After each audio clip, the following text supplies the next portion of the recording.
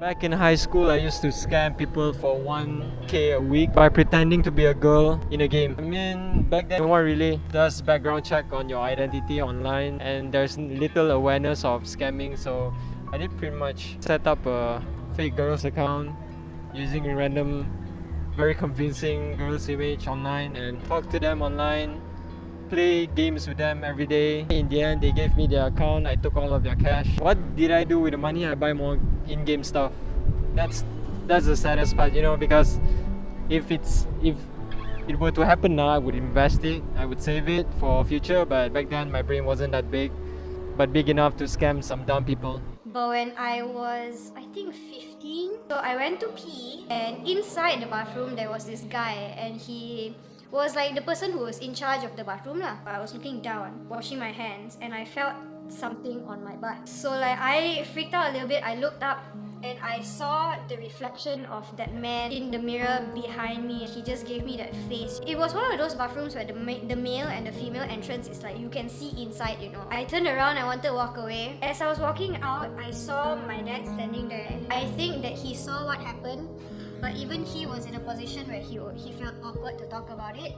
So we both just never mentioned it because I obviously was too scared.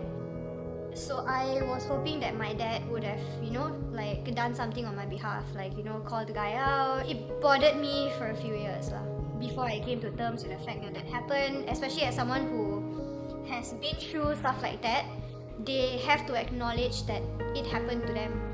And once you acknowledge it, that's how you start eventually healing from it. If they can be that, right? I have come to terms with the fact that I think it's just the whole Asian parenting thing where it's awkward to speak about, sex and stuff like that. I am pretty sure that's how he grew up, himself, with his parents as well. So the most that we can do about it at this point is to break that cycle and ensure that our kids in the future don't have to endure that kind of awkwardness when it comes to something important that they have to speak about, especially with their parents.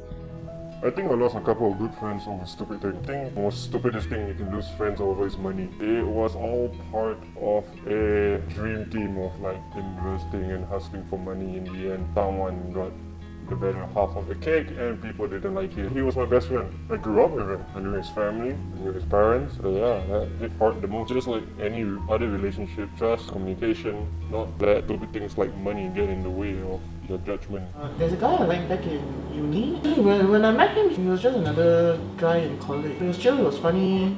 He was pretty popular back in school, and I have a very low self-esteem.